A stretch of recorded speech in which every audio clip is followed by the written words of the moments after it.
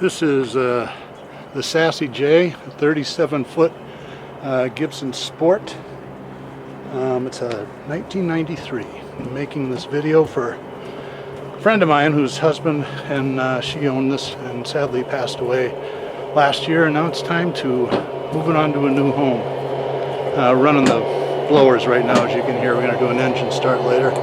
Nice swim platform with Weaver davits if you have a dinghy. That's really super handy. Walk down the other side.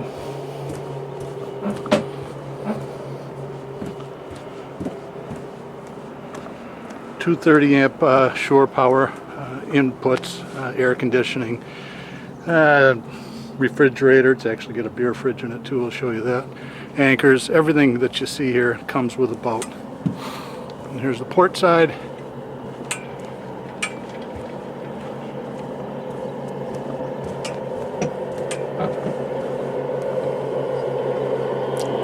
Shut this off and climb up topside. Now we're up on the upper deck. The helm seating is all inside. It's been there since the boat was pulled out of winter storage. Full gauges, so on and so forth. The Sport Series is a planing hull, so this boat actually can get up on plane. It's fairly quick. But also, if you'll notice, it's one level up here. A lot of the other Gibsons, this section is lower.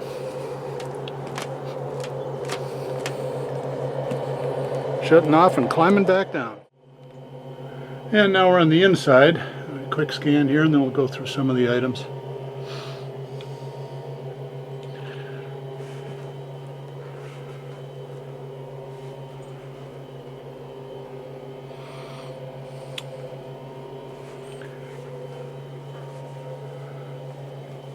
This is the forward berth. You see the bedding pulls out there, storage, and a fair amount of headroom, and there even is a skylight, so it doesn't quite have that cave feel. Engine controls here, electrical panel, generator, shore power start there. This is a little, well, they called it a beer fridge because my friend kept his beer in there. In addition, it's got a full-size regular fridge. Nice big freezer and refrigerator section.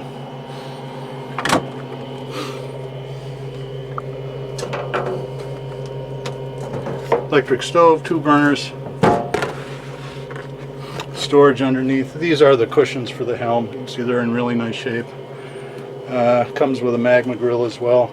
The carpeting, I know they replaced it I think 3 or 4 years ago. And they also had the counters resurfaced, so it looked really quite nice. The other thing they did on standard Gibsons, the bed runs this way and it's not as wide, it's just a double.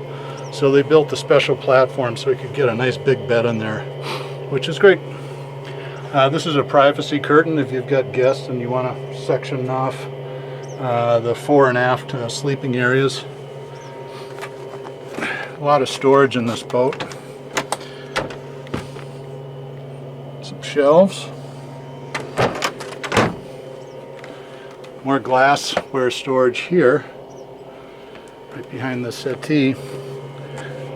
The head is here, pretty straightforward, manual flush, a separate shower.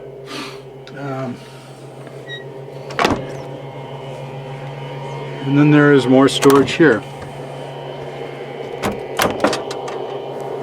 Everything you see in this video is included in the boat. First aid kits, vacuum cleaners, fans, fire extinguishers, cool lanterns for sitting up top. It's all going away. Alright, now we're going to get ready and start the boat up. So this is the Jenny start procedure. These switches, right now it's on shore power. So you have to be able to slide this over to do that. You flip them both down. You can see the voltage drop down to nothing. This goes over, and then you have to flip these switches up. This puts a load, otherwise the generator will start, but as soon as you take your finger off it, they stop running. Yeah, so let's fire it up.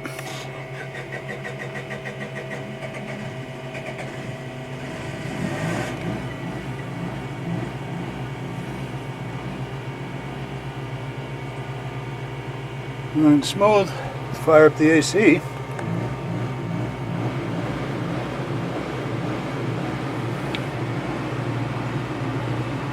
I think this is a 7.5 kilowatt Kohler. RV style air conditioning, which is the way they make boats like this. It's kind of nice because it generates a lot more cold air conditioning than the typical water pump reverse AC units that you see on cruisers and stuff like that. Alright, now I'm going to fire up the engines. Let's start with one first.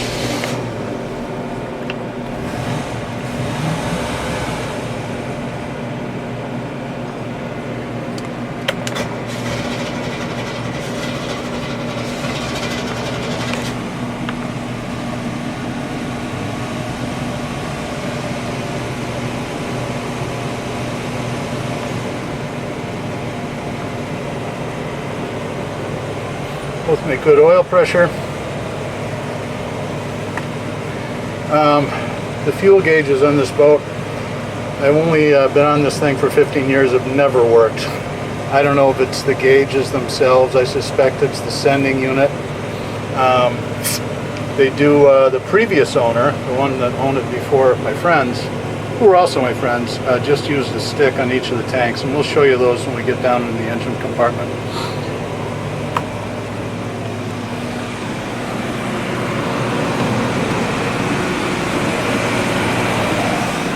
Cut back the idle a little bit.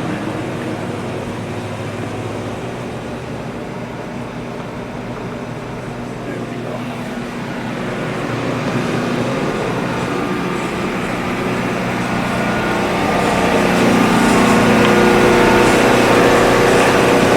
There's a ton of room in this engine compartment. It's just wonderful. If you've worked on small express cruisers, this is just a dream.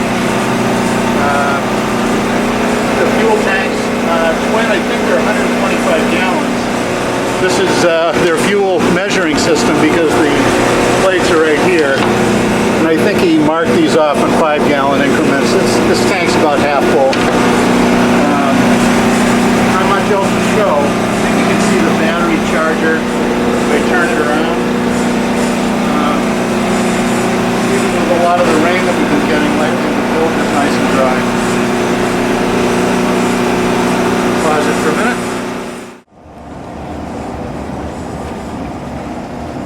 Nice thick fiberglass around the engines, keeps the noise way down. You can see they're idling really nicely the way they should be. The bubble pin outdrives, obviously.